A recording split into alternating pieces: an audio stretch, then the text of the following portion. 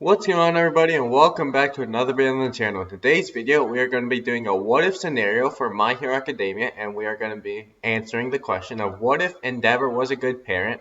And this small change in the story will actually have major changes further down the road. So if you guys like the My Hero Academia videos, please like the video and subscribe to the channel, as it would mean a lot. Now let's get straight into the video. So we start this what if scenario by explaining what kind of parent Endeavor was to Shoto Todoroki. Endeavor was an abusive parent to Shoto Todoroki and hurt him while training him to be the best hero. Endeavor was so focused on training Shoto to be a better hero than All Might that he neglected his children and made his wife go mad.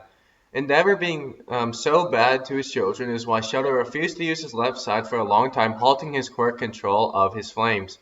So that is how Endeavor being a bad parent before UA affected Shoto during the story of My Hero Academia. And now we will dive into the story and see what will be changed if Endeavor was a good parent. First of all, I think that if Endeavor was a good parent, then he would have not neglected his children, which would probably mean that Toya Todoroki, Dobby, would still be with the family and probably would already be a pro hero after going to UA. He would probably get a support item that would help him cool down his body and decrease the drawbacks of his quirk. Toya would probably be a part of the Endeavor agency, and he could help Shoto get hotter flames. The combined training of Endeavor and later Toya would make Shoto's flames already as hot as Dobby's, meaning that his flames would be blue and hotter than Endeavor's flames. He would have the raw power of Dobby's flames and the technique of Endeavor. Endeavor would have taught Shoto all of his moves, including Hell Spider and Prominence Bird. Endeavor would have also made sure that Shoto's right side, his ice, would also be a lot more powerful. When Shoto would go to the UA entrance exam, he would be much more open to making friends because his vision wouldn't be clouded by the hate of his father. That would mean that when Shoto meets Inasa, he wouldn't blow him off like he did in the original timeline because he wouldn't hate Endeavor. Inasa states that it was like Shoto hated something and it wasn't even there. Well, this would change because in this timeline, Shoto would not hate Endeavor. I believe because of Shoto's high-end abilities, he would have come first in the entrance exam, as even without Endeavor's training, he only lost by a split second.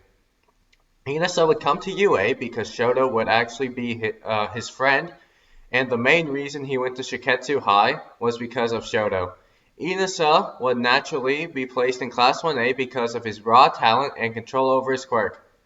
With Inasa joining Class 1A, somebody has to get kicked out to make room, and I believe that Hagakure would not get accepted to UA if Inasa joined. Hagakure got admitted through the regular exam, meaning that she would have to fight robots to get in. With her quirk Invisibility, I don't see her destroying many robots. With that out of the way, Inasa would have gotten second place in the quirk assessment test just behind Todoroki. During combat training, Inasa would take Hagakure's place, and he would be paired with Ojiro against Todoroki and Shoji. This would change because Todoroki would know Inasa, and he would know that he wouldn't be able to win just by himself. But I do think that Todoroki and Shoji would win, and then in the USJ attack, instead of Hagakure, who didn't do anything, as we don't even know if she was even there, Inasa would be a great help, as he would be transported to the landside loan if Hagakure's story was true.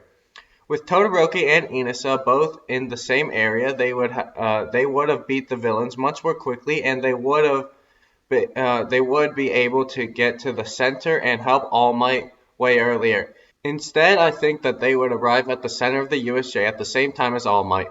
All Might would take on the Nomu one-on-one, and with an overpowered Todoroki, Bakugo, Midoriya, Kirishima, and Inasa, they could easily take Kurogiri and Shigaraki. All Might's fight wouldn't be a problem because he would have punched the Nomu away from where the students were, just like we saw him do in the original timeline. The heroes and students would be able to capture Kurogiri and Shigaraki, meaning that the My Villain Academia arc and War arc that happened in the manga would never happen.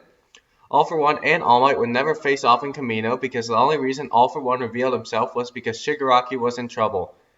The public faith in heroes would never be destroyed, and society would basically be the same. The next change that I foresee happening is that Stain would not be captured. This is because Iida only encountered the hero killer while running to the fight with the heroes and the Nomu.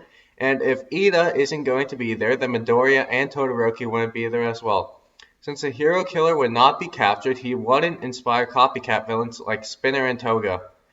During the time of the Kamino incident, in this new timeline, All Might wouldn't have to retire after fighting All For One, but he probably would have to retire in a month or so, as the embers of All For One would finally run out. The next change would happen in the Overhaul arc, as Twice and Toga would never be with Chisaki if it weren't for Shigaraki.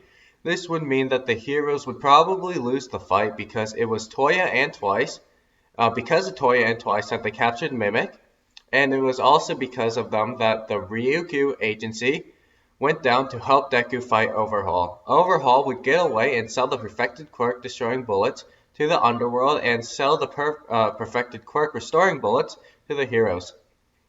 The Hasaikai would rule Japan from the shadows just as All For One once did, until All For One comes to challenge the Hasaikai with Gigantomachia, a bunch of Nomu, and a new successor to reclaim Japan. So what do you guys think of about this what if scenario? If you do you think it would have played out like this? And leave your thoughts in the comments down below. If you enjoyed the video, be sure to like and subscribe to the channel, and I'll see you guys in the next video. Too easy!